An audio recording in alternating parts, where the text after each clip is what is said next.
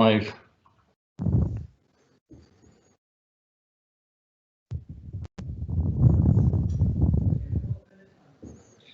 Good morning, everybody. Welcome to session 2, I think it is, of day 2 of the EdTech Festival. Thank you for joining us. My name's Chris Hall. I am one of the heads of schools at Cornerstone Academy Trust, and I've got the pleasure this morning of introducing Sean Collins. Sean's going to be talking to you about the role of governors through remote school. Just to give you a brief overview of the session, governors have an important role to play in the school's approach to home learning. An effective governing body can support and enable schools' leadership to put in place ambitious and sustainable plans. And in particular, this should include development of a school vision for home learning, enabling a culture of qualified risk-taking for school leadership, ensuring that the school has the resources it needs, hardware, software and support, stakeholder engagement, triangulation, do you know what good looks like, and forward thinking. So just a bit of logistic. If you'd like to ask a question through the session, if you hover over your screen, you'll get the menu bar and the 2 interwoven speech bubbles are the Q&A. If you post into there any questions that you do have as we go along, then we shall host a Q&A session at the end. So it's my pleasure to hand you over to Sean Collins. Great, thank you very much, and thank you for the opportunity to speak this morning. I think one of the things that I've found most valuable in the last 10 years of being a governor and a chair of governors has been the opportunity to speak with and connect to other schools and other governing bodies. So I'm happy to offer any insights that I found useful. So I thought just very quickly recap on the main 3 roles of governance, which obviously are consistent through time, but with the current environment in mind. The 3 areas being to oversee the financial performance of the school, holding the head teacher to account for educational performance of the school, and vision and strategy. Obviously, some of those are more challenging, have been more challenging this school year than they would ordinarily be. And it was, I suppose, brings me to this quote. My role as a national leader of governance, I've worked with a number of different schools, and one of the aspects I think has been very difficult for governors to manage, both with the schools being closed and with the provision of remote learning, has been striking the balance of how to do their role and how best to support the school. And I think one of the things that has been problematic has been where governing bodies have felt the best thing that they could do is just to leave the school to get on with it, and have in some instances done very little in the way of governance. And I think that's problematic because it's not actually supporting school leaders in the way that governors sometimes perhaps feel it is. There is a place for getting out of the head teacher's hair, and there is equally a time when head teachers and school leaders really need governors' support. And so out of those 3 things, I always feel, and particularly at the moment, I feel that probably the most important part of the role of governance for schools is around the vision and the purpose of the school. And I think at all times that's critically important in creating a culture that is sustainable beyond the timeline of a head teacher being in the school, and enables the school to recruit and retain the best teachers, have engaged parent communities and engaged children. But specifically for remote learning and remote schools, I think governing bodies need to think about having both a vision for remote school and also how the provision of remote school a remote school ties into your existing school vision. And I think that's something that governing bodies can really work with senior leadership teams in a school to support, not in a way that significantly increases workload or burden, but I think it's really important to make something that is sustainable. So the reason I say that in particular is that oftentimes what you will find with new initiatives that are thrust upon any organisation at a time of crisis is that there is an immediate jump to what do we do, or how are we going to do what we need to do, and the problem with that approach is that you don't carry hearts and minds with you. You don't get people feeling passionate about the opportunities and what you can do to really create something exciting. You get people focused on the granular details and the problems and the issues with the solution that's being proposed. So in our case at Danesfield School, where I'm the Chair of Governors, for example, we have and have had for a number of years a very strong emphasis on happiness within the school. And not as a word that sits on the website, but something that lives through every fibre of the school. And happiness and love of learning are two kind of key tenets of what we do. Now, it happens to be that the school is academically high achieving, high performing, but that's a byproduct of the culture that the school creates. And so what we wanted to really see within that, and as a governing body, what we wanted to see was that if we were going to have and as we are now, a blended learning approach with some students in school and some at home, that the constant for all our school community was the vision and was the values and ethos that we had as a school. So for us, a lot of the approach to a remote school has been on increasing child happiness, has been on trying where possible to scaffold and underpin their love of learning, so that when they do return to school, and they return to school in a more normal and regular sense, that the catch-up doesn't involve a lost love of learning. And that we also believe, I think, makes the continuing extension of blended learning and blended learning opportunities more of a sustainable and more of an exciting proposition going forwards. And I think that's something that all governing bodies can work with schools and school leaders on. It can be a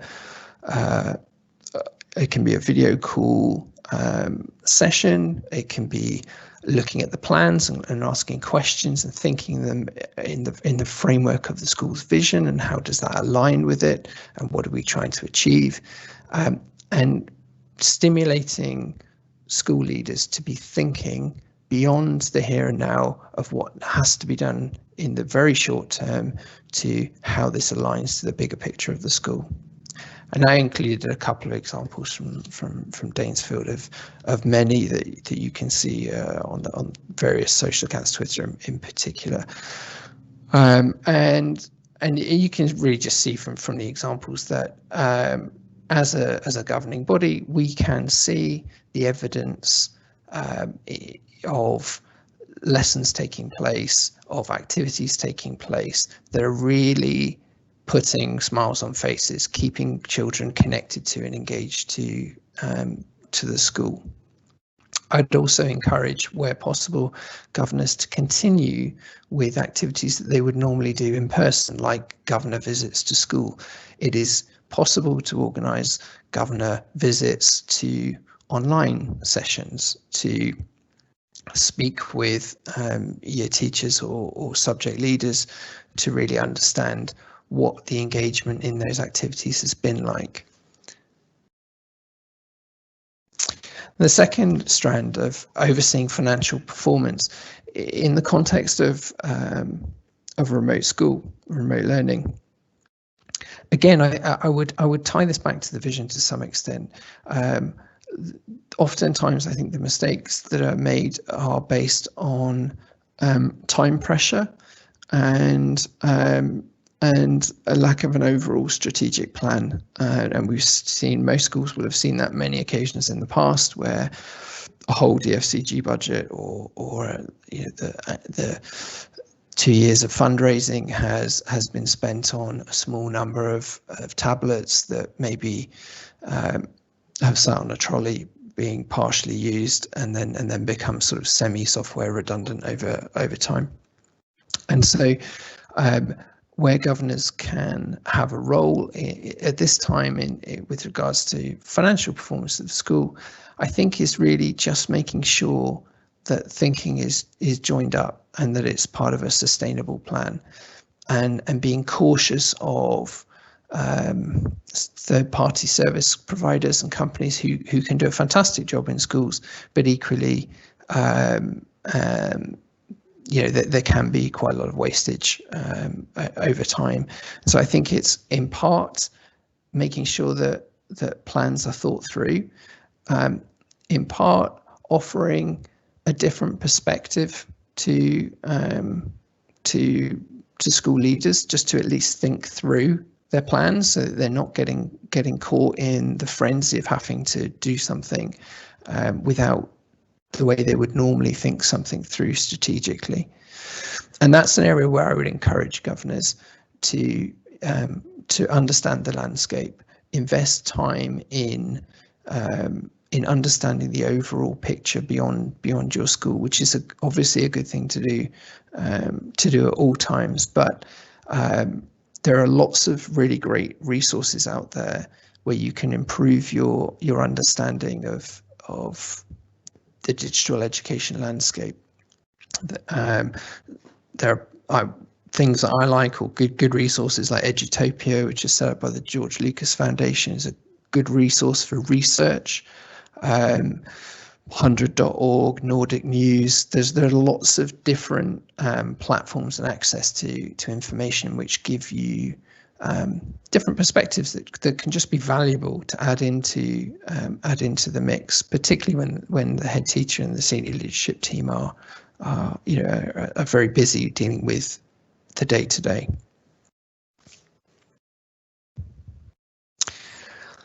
And this is probably the most problematic, not problematic in the sense that good governing bodies are not holding head teachers to account for educational performance of the school at this precise moment in time, both because that's mandated and also because logically it wouldn't make no sense.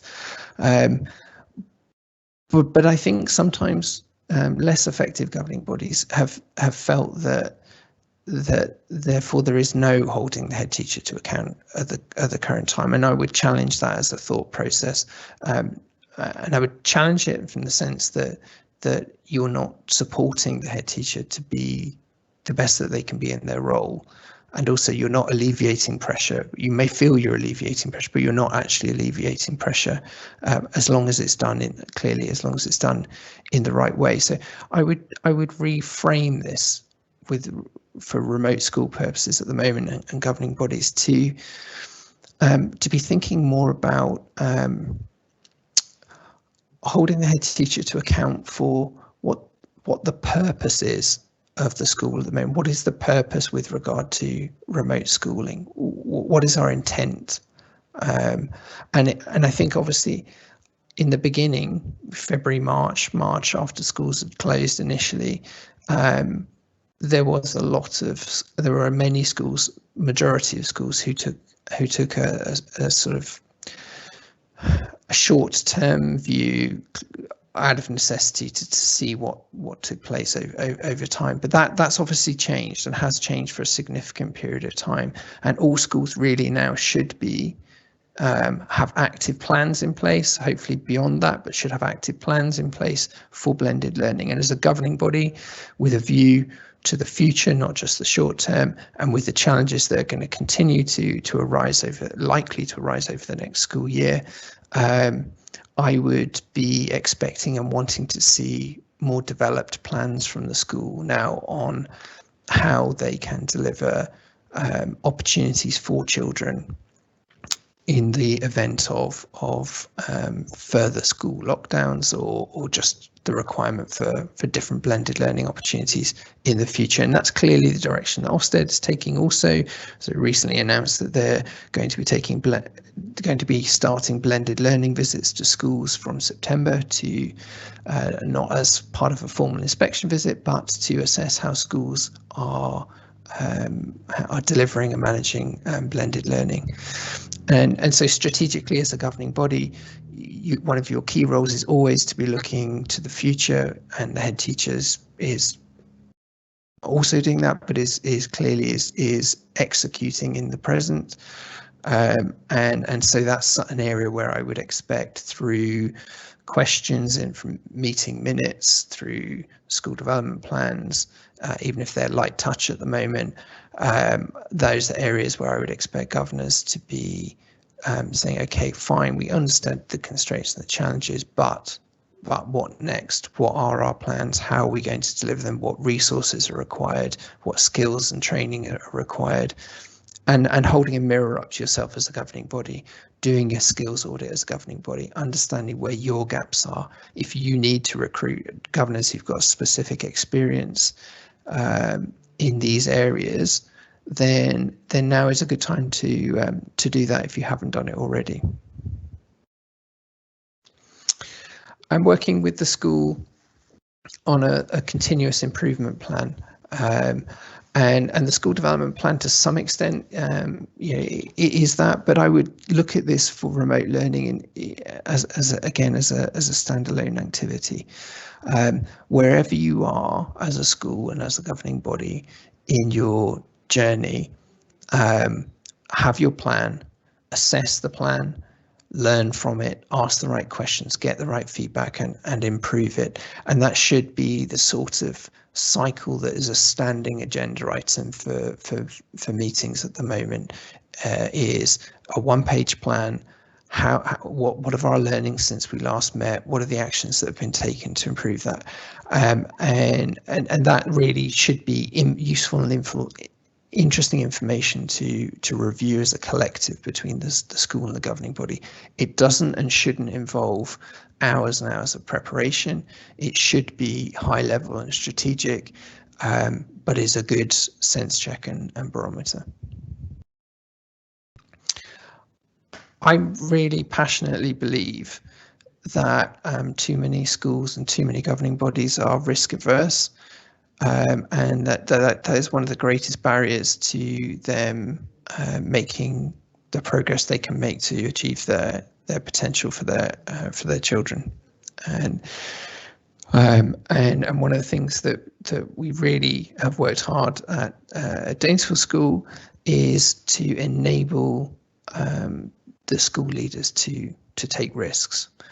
We understand that solving difficult problems requires innovation and trying things that you haven't done before.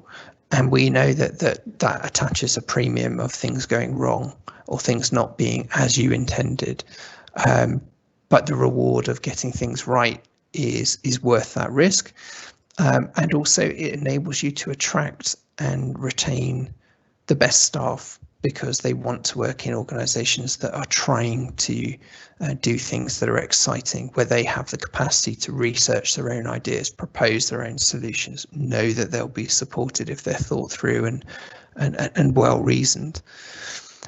And governing bodies can set the tone for that. And I think it's important with remote school, because one of the things that holds many schools back is the fear of things going wrong, whether that's a safeguarding fear, a skills shortage or a skills gap, infrastructure. There are many reasons why, if culturally you are risk averse, you will not embrace remote learning. and so from my perspective, that means as a governing body, you build that into the plans. You build it into the head teacher's performance management. You build it into the way in which you challenge and support the head teacher. So you are not setting them up to fail. You are always looking at the process, the continuous improvement cycle, what you're learning, how you're developing those thoughts and ideas, and you're really not focusing on when things go wrong. And that means being visibly supportive of the head teachers and staff to the parent group, internally within the school, and externally where needed. And that helps to create a culture where people feel empowered, and it helps you do exciting things. And I think governance, as I say, can really help set the tone for that and give schools more confidence to take things on. And once you've done that, and once you've got your plans in place and the school's running with whatever it is running with, it's important as a governing body that you're seeing clear stakeholder engagement. My perspective on this is really that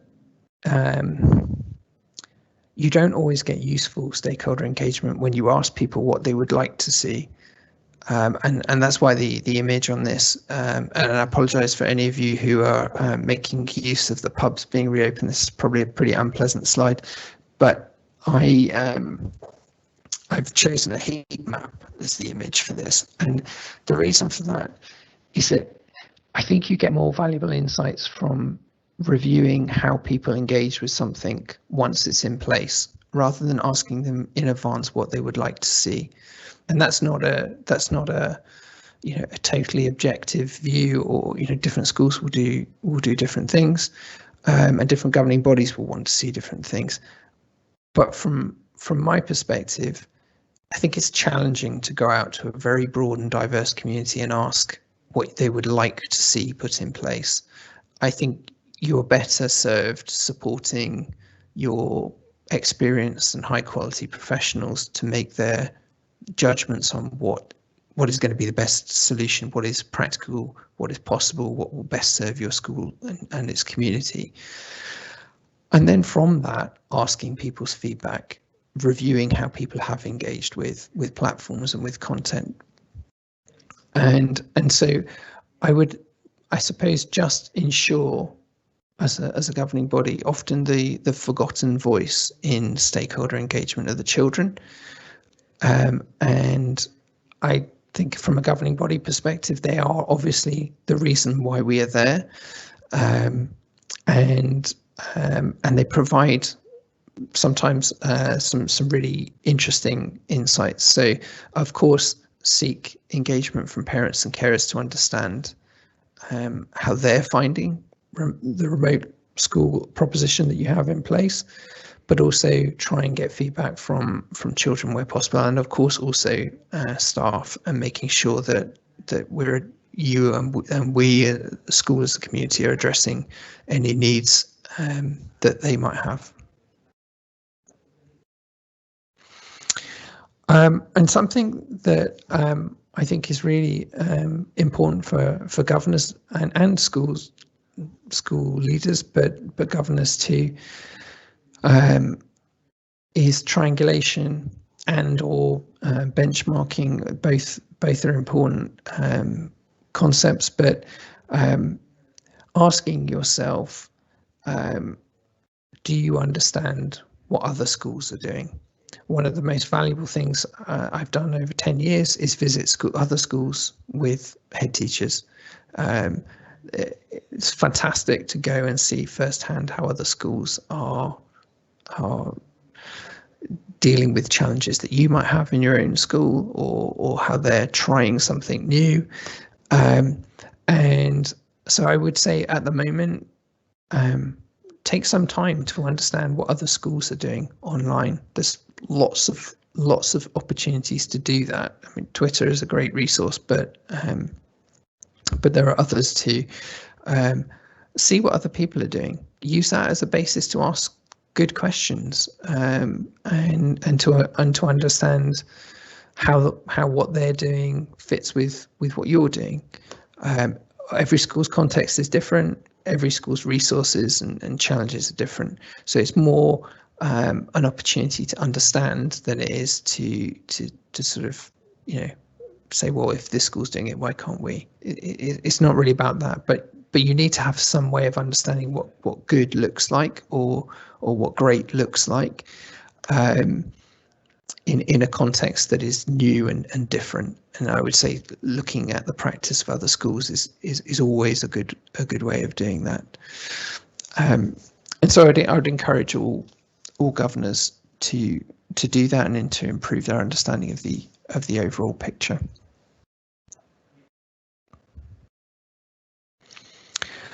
So I suppose, you know, in summary, understand the landscape. What are other schools doing? What is the recommended guidance and approach, which obviously changes a lot. Understand your local landscape, your context, your challenges, your areas in which you need to make sure that whatever the school is offering fits with the needs and the challenges of the community. The alignment to the vision, your overall school vision, and any specific vision you have should underpin all questions, all thought processes, all areas of challenge and support. Is what we're doing consistent with our values and ethos? And if it isn't, why? And if it isn't, how can we make it consistent? Encourage and enable school leaders to take risks, to do things that are going to be in the best interest of the children, and to create something sustainable and exciting. And evaluate the impact. So because you can't meet in person, because you cannot go into school, because it is less, it's more complex than looking at data. It's more complex than having an external advisor's report to review of the school. It doesn't mean that you can't evaluate impact, and you might determine impact to be how many children say that they are enjoying the provision that you're offering. It might be that it's asking for feedback on the quality of writing exercises that have been coming back into the school, and it might any number of different ways in which you would ordinarily engage with subject leaders and school are still possible to achieve and put in place something from a remote school perspective that gives you a picture of the landscape and a touch point to understand where the school is and where the children are within the context of the school. And overall, now is a good time to be supporting head teachers. It's a good time to be a governing body that is proactive, and it's a bad time. It's a bad time to just take a back seat. And the period of time now since March has been relatively long, and the landscape looking into the autumn term is still uncertain. And if done in the right and supportive way, governing bodies can help head teachers and help schools and school communities to put in place a remote learning proposition that's sustainable for now and hopefully opens new opportunities for the future.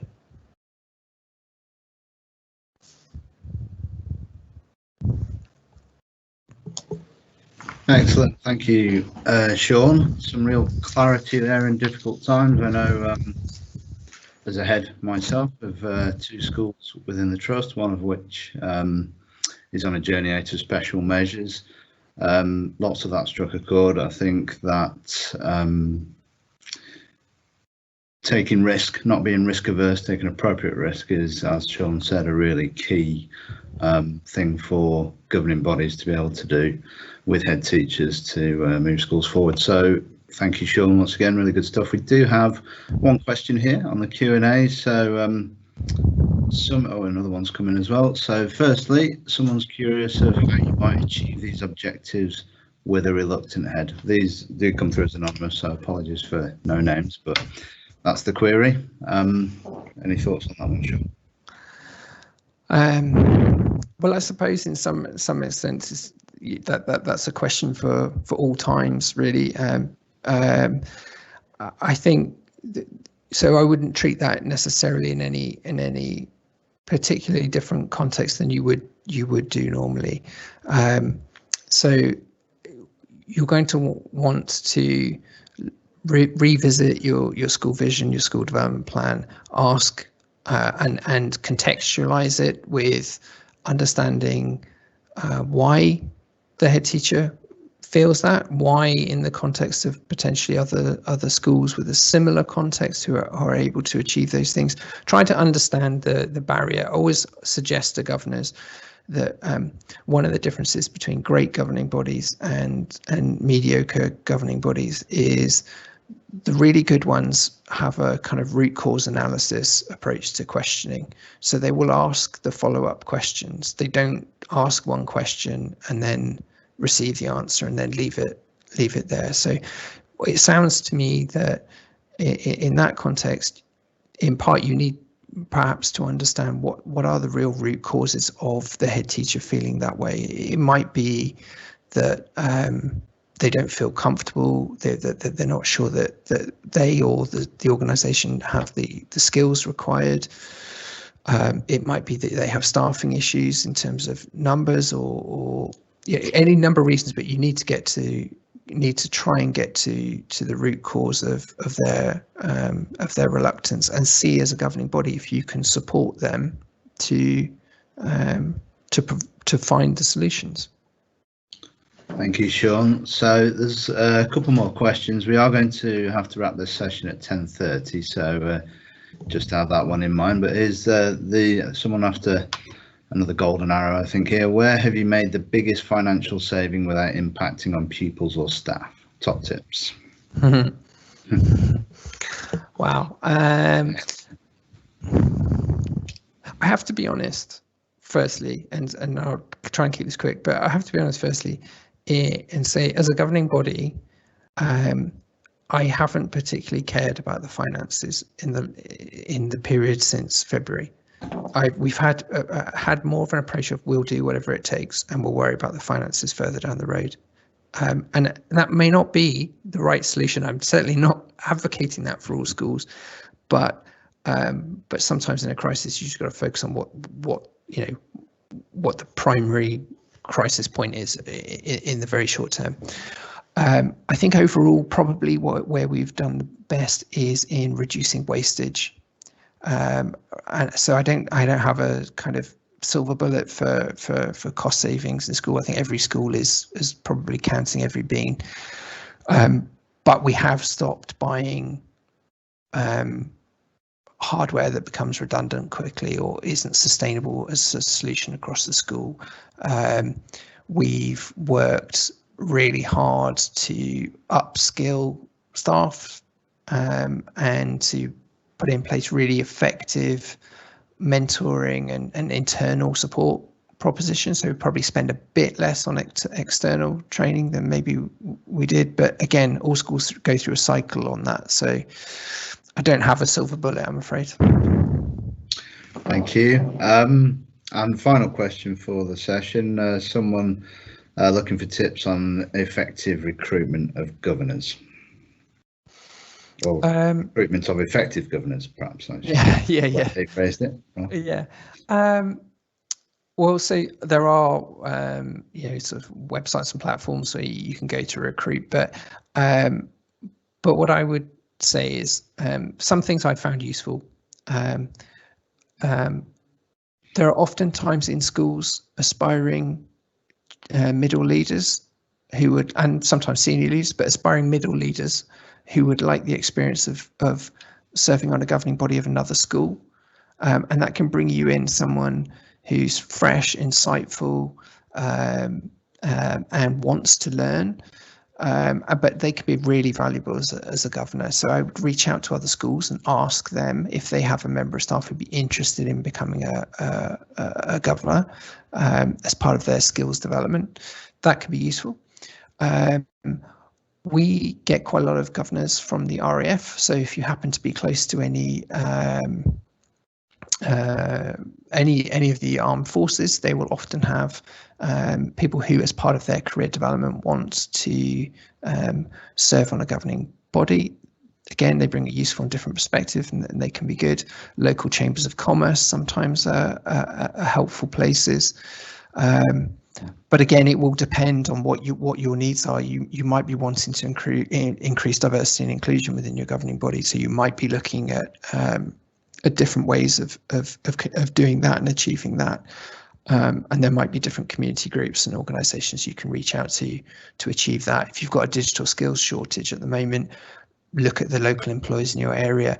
Ask someone, even if it's an associate governor, it doesn't have to be a full governor. You might want to bring in someone, hypothetically, from Microsoft as an associate governor for a 12-month period to help you through this phase. They might have someone who's willing to do that. And it's good from a career and a CV point of view. So those would be some of my thoughts. Excellent. Well, that takes care of all the questions. So once again, thank you for this session this morning, Sean. This session will be available to those of you who have attended, so look out for that. And well, there's a few minutes before you can go and join session 3, and hope you all enjoy the rest of today.